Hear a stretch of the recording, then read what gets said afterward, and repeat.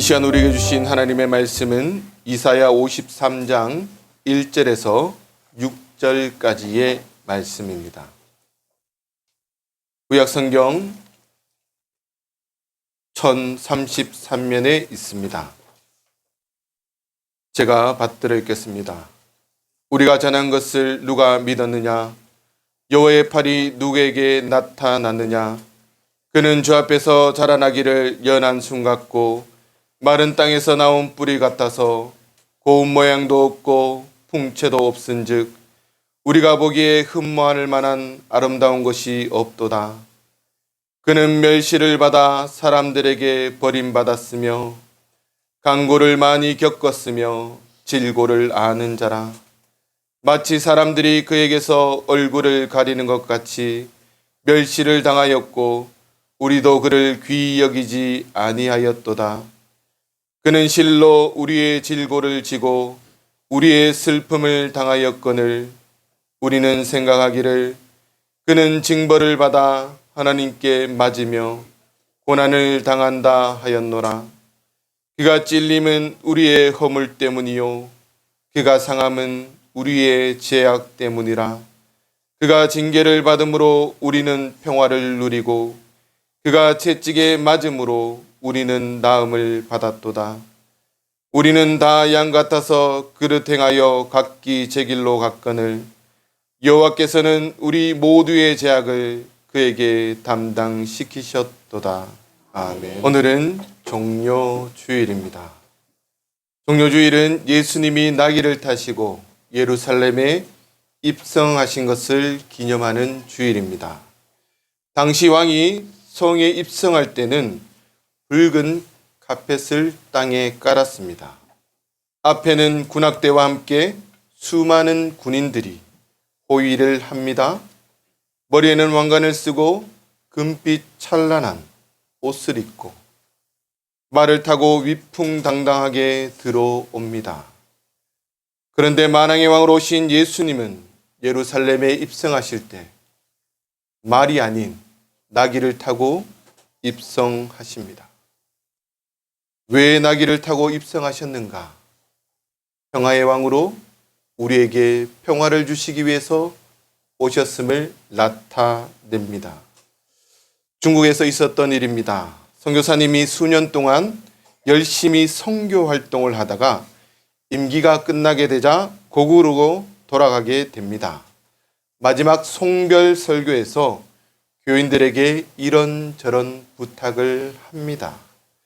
그리고 설교를 마칠 때쯤 강대상 뒤에 걸린 십자가를 손가락으로 가리키면서 사랑하는 형제 자매 여러분, 무슨 일이 있어도 이것만은 잊어서는 안 됩니다. 다 양보해도 이것만은 잊어서는 안 됩니다. 온 힘을 다해 십자가 신앙을 강조합니다. 몇 해가 지난 뒤 선교사가 중국을 방문하여 전에 선교 사역을 했던 그곳을 다시 방문하게 되었습니다. 따뜻한 환영을 받으며 선교사는 환영 예배에 참석합니다. 그런데 교인들이 다들 교회에 들어오면서 강대상을 향해 절을 하는 겁니다. 자기가 있을 때는 안 하던 그 행동을 합니다. 선교사는 뭘 보고 절을 하는가 싶어서 강대상 뒤를 돌아보니까 거기에는 뭐가 있었을까요? 아니요, 손그림이 그려져 있었습니다. 그리고 다들 교인들이 이 손가락을 보고 절을 하는 겁니다. 놀란 선교사는 가장 신실한 교인에게 물었습니다. 어떻게 된 것입니까? 왜 사람들이 손가락 그림을 보고 절을 합니까? 여기 있던 십자가는 어디 갔습니까? 그 교인이 손가락을 펴 보이면서 선교사님이 떠나시면서 이걸 강조하지 않으셨습니까? 이 손가락. 선교사님의 당부는 십자가를 지켜라. 이것을 잊지 말라고 했는데 우리들은 선교사님이 당부하시던 이 손가락을 한시도 잊은 적이 없습니다. 교인들은 선교사님의 손가락이 가리키는 십자가를 기억한 것이 아니라 십자가를 가리킨 손가락을 기억한 것입니다. 기독교 신앙은 십자가의 신앙입니다. 십자가를 통해 구원을 이루십니다. 성경은 십자가를 통한 구원을 말씀합니다. 그 구원을 이루시기 위해서 고난을 받으셨는데 많은 사람들은 이 고난을 기억하지 않고 구원과 영생만을 기억합니다. 강조합니다. 예수님의 십자가 고난이 없으면 우리의 고난도 우리의 구원도 영생도 없습니다. 유대인들도 성서 속에서 메시아의 모습을 제대로 보지 못했습니다. 십자가를 보지 못합니다. 그들은 무엇을 보았습니까? 그들은 메시아 그러면 다윗 왕을 연상합니다. 메시아는 제2의 다윗 왕, 강력한 통치자로 생각했습니다. 세상의 힘으로 로마 정부로부터 해방시켜줄 메시아를 기대하고 있었습니다. 성경에서 예언한 메시아의 모습이 정말 그런 강력한 통치자의 모습입니까?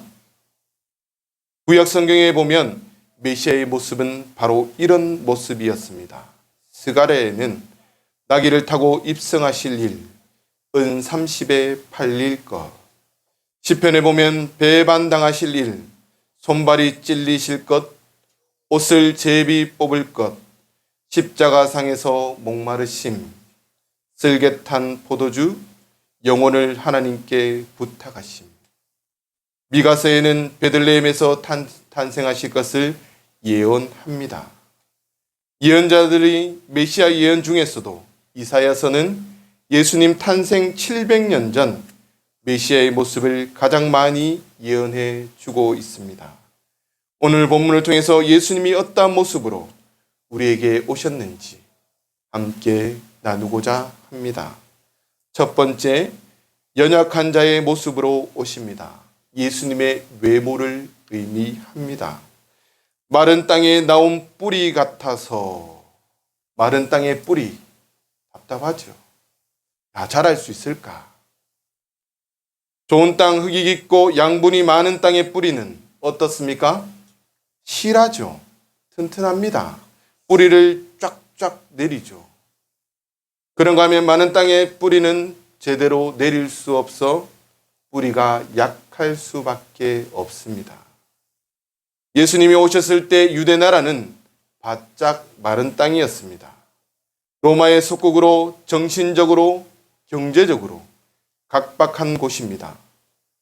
종교 지도자들과 바리새인들은 백성들을 위하기보다 자신의 의의를 내세우는 사람들이었습니다. 일반 민중들은 먹고 살기도 바빠서 율법을 지킬 형편이 못 되었습니다. 바리새인들은 그러한 사람들을 죄악시합니다. 자기들만 의롭다고 생각합니다.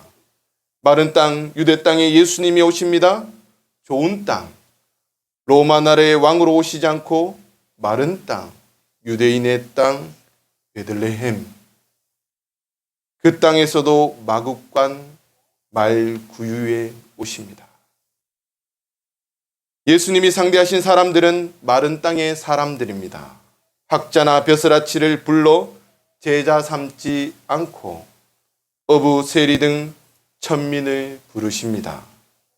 권력자나 종교 지도자들과 사귀지 않고 창기, 병자, 죄인, 이방 서민들과 가까이 하십니다. 그러니까 가진 사람들로부터 외면당할 수밖에 없었습니다. 왜 예수님이 가장 마른 땅에 오셨습니까? 만약 예수님이 로마의 왕으로 오셨으면 유대 땅의 죄인들이 예수님의 제자, 예수님의 친구가 될 수 있었겠습니까? 지금으로 얘기하자면 대통령의 아들로 태어났다면 감히 우리가 그들과 친구가 될 수 있겠느냐라는 겁니다. 마른 땅에 사는 우리들이 예수님을 믿었겠습니까? 모든 사람들의 구주가 되시기 위해서 예수님은 마른 땅, 가장 낮은 곳으로 오셔야 했습니다. 그것은 우리의 구주, 나의 구주가 되시기 위해서. 백성들이 어떻게 살고 있는지 궁금해서 평민의 복장으로 시내를 두루 살피던 왕이 있었습니다. 그러다가 어느 시장 귀퉁이에 쭈그려 앉아 있는, 그리고 동냥하는 거지 소녀를 보게 되었습니다. 그런데 그 소년을 보자 한눈에 반하게 됩니다. 그러나 체면이 있어서 아무 말도 못하고 그는 왕궁으로 돌아옵니다. 돌아와서 아무리 잊으려고 해도 그 소녀를 잊을 수가 없었습니다. 거지 소녀를 향한 뜨거운 마음을 이겨낼 수 없어 시름시름 앓다가 결국 병에 걸립니다. 왕을 진찰하던 의사는 몸에 이상이 없음을 눈치채고 혹시 고민이 있으면 털어놓아 보십시오 라고 간청합니다. 왕은 의사에게 솔직하게 자신이 거지 소녀와 사랑에 빠진 일을 이야기했고, 의사는 왕의 권한으로 그 소녀를 데리고 오는 것이 좋겠다라고 의견을 내었습니다. 그러나 왕은 고개를 저었습니다. 왕의 권한으로 그녀를 데려온다 한들 마음을 얻을 수 있겠는가? 억지로 데려올 수는 있지만 그 마음을 얻을 수는 없다라는 겁니다. 그런데 잠시 뒤에 왕이 방법을 찾았다며 환호성을 질렀습니다. 방법을 찾았네. 내가 거지가 되면 돼. 거지가 되면 그녀와 함께 생활할 수 있고 마음을 얻을 가능성도 생기지 않겠는가? 그리고는 누더기를 들고 왕궁에서 뛰쳐나갔습니다. 이 이야기는 신학자 키에르케고르가 예수님이 이 땅에 오신 의미를 쉽게 설명하기 위해서 지은 이야기입니다. 왕은 바로 예수님이고 거지는 우리들입니다. 예수님이 이 땅에 오셔야 할 이유는 나를 너무나 사랑했고 너무나 살리고 싶으셨기 때문입니다. 나를 사랑해서 나를 살리고 싶어서 그 살리는 방법이 십자가를 지는 길밖에 없었기 때문에 예수님께서는 십자가를 지십니다.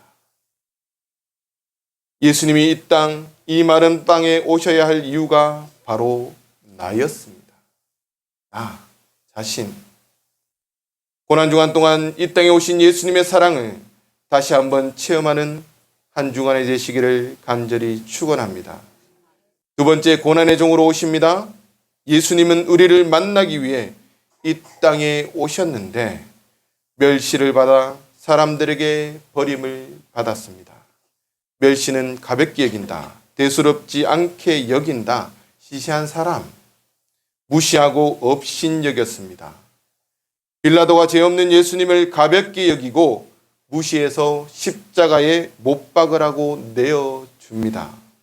만약 그가 예수님을 귀하게 여겼으면 그렇게 쉽게 판단하지 않았을 것입니다. 로마 병정들이 그를 가볍게 여겨 침뱉고 유대인의 왕이여 평안할지어다 조롱합니다. 같이 십자가에 못 박힌 강도들까지도 너가 만일 하나님의 아들이면 뛰어내리라. 너도 살고 우리도 살리라. 이렇게 놀려댑니다. 예수님은 모든 사람들 중에서 꼴찌가 되십니다. 3절에 보면 강고를 많이 겪었고 질고를 아는 자라. 강고는 고통 중에서도 여러 고통이 있습니다. 육체적인 고통, 정신적인 고통, 영적인 고통을 말씀합니다. 예수님은 육체적인 고통을 당하십니다. 채찍에 맞으시고 머리에는 가시관을 쓰시고 손과 발에 몫을 박히십니다.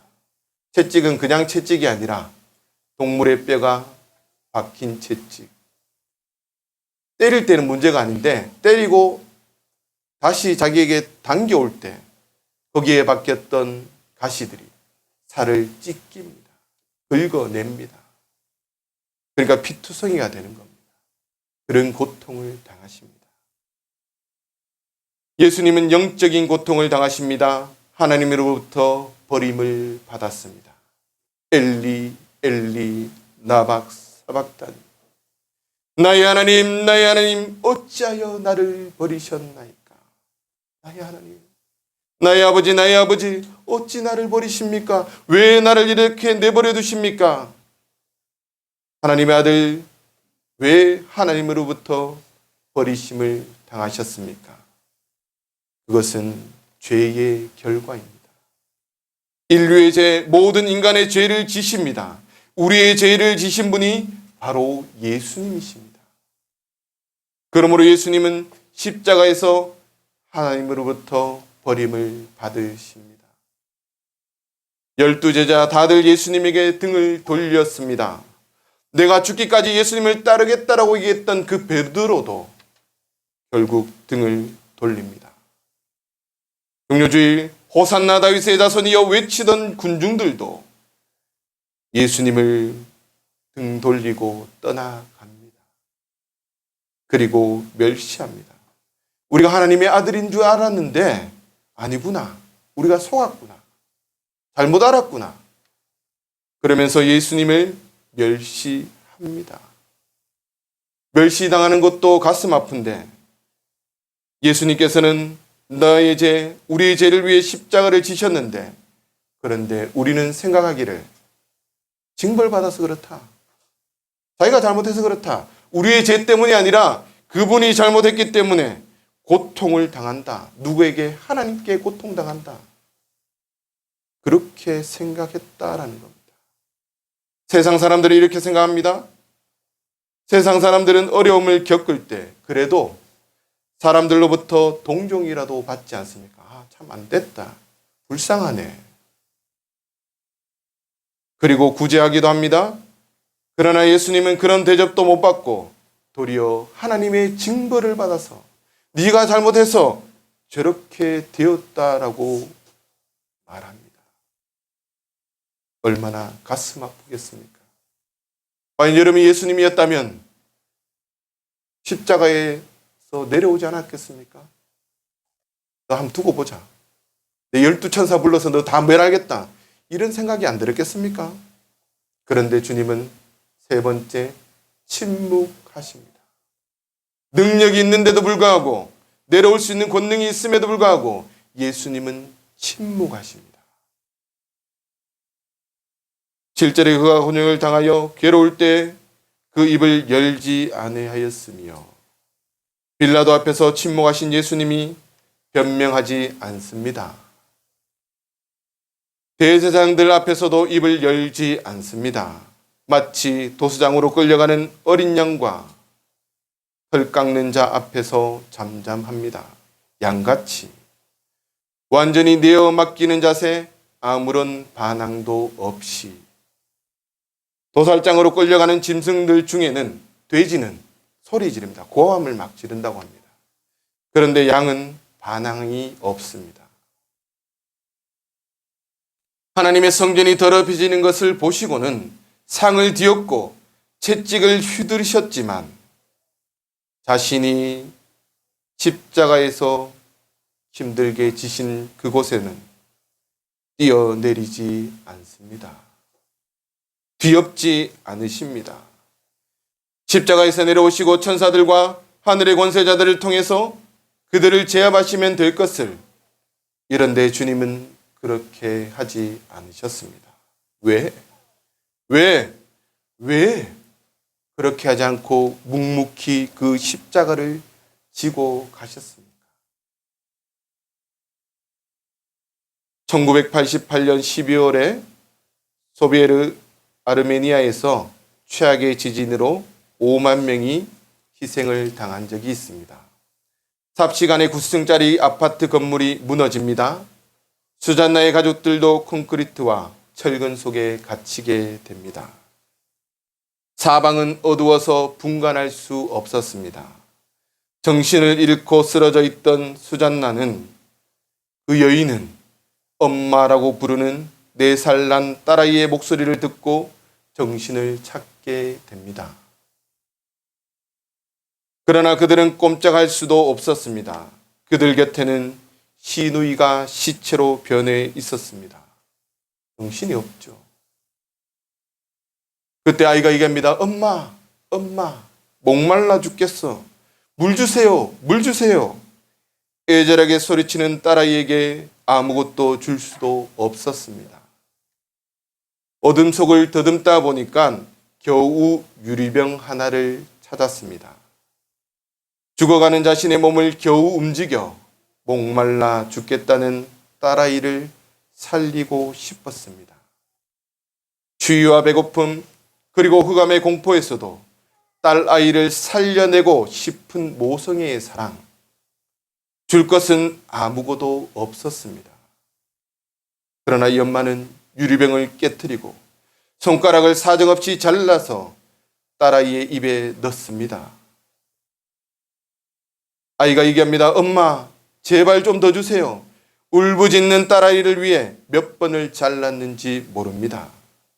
유일하게 줄 수 있었던 것은 손가락을 잘라낸 피, 그 피뿐이었습니다.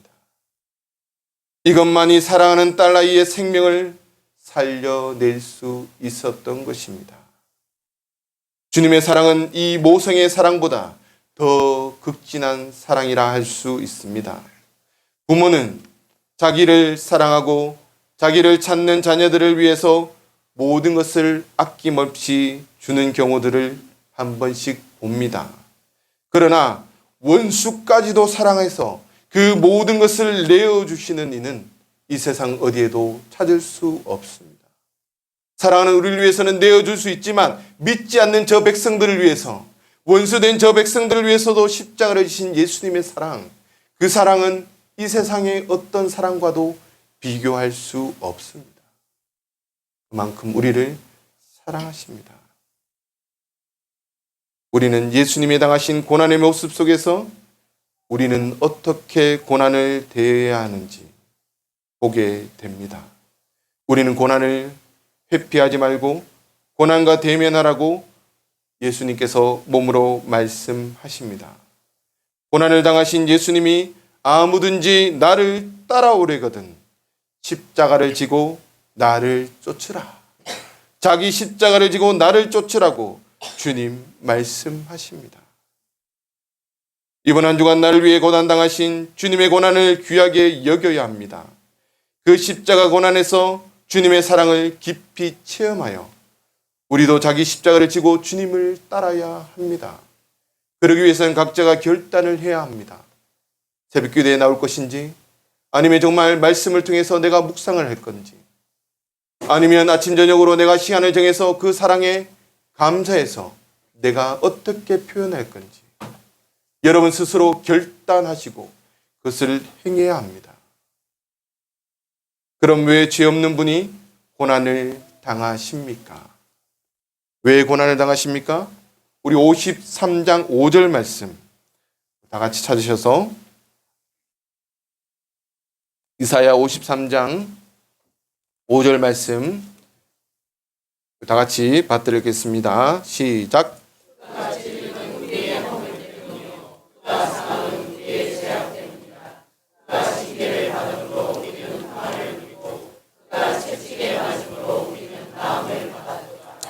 그가 찔림은 우리의 허물.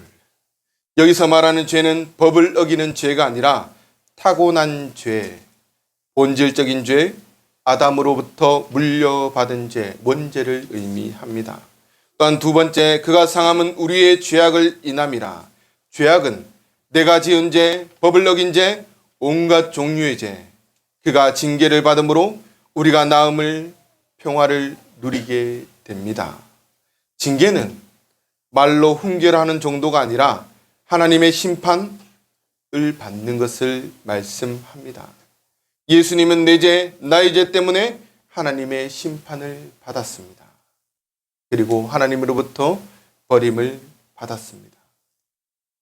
네덜란드의 화가 렘브란트를 알고 계실 겁니다. 그는 신실한 크리스천으로 그림을 통해 신앙을 고백했던 사람입니다. 그의 작품 가운데 십자가를 세우다 라는 그림이 있습니다. 잘 보면 예수님을 처형하는 사람이 베레모를 쓰고 있습니다. 그 당시에 베레모를 쓴 사람이 있습니까? 없죠. 그러면 이 베레모를 쓴 사람이 누구입니까? 바로 렘브란트 자신입니다. 자기가 예수님을 십자가에 못 박았고 자기가 예수님을 죽였다는 겁니다.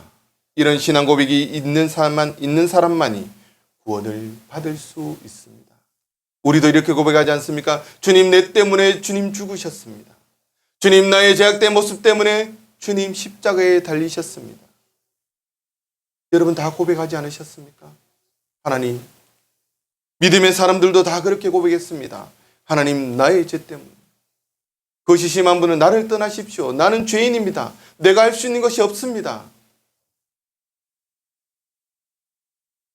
이런 결과로 우리는 하나님과 깨어진 관계를 회복하고 하나님의 자녀가 되고 우리가 나음을 잊게 되었습니다. 고린도서 8장 9절 말씀, 우리 주 예수 그리스도의 은혜를 너희가 알거니와 부유하신 자로서 너희를 위하여 가난하게 되심은 그의 가난함을 인하여 너희로 부욕해 하려 하심이니라. 예수님의 가난함을 통해서 우리가 부유하게 되는 겁니다. 구원받는 놀라운 역사를 가지게 됩니다. 그리고 무엇보다 우리의 구세주가 될 수 있는 것은 예수님은 인간이 겪을 수 있는 모든 고통을 직접 체험하셨습니다. 그렇기 때문에 우리의 아픔, 우리의 고통, 우리의 상처를 누구보다도 잘 이해하십니다. 여러분의 아픔 누구에게 가져갑니까? 점집에 찾아갑니까? 무당에 찾아갑니까?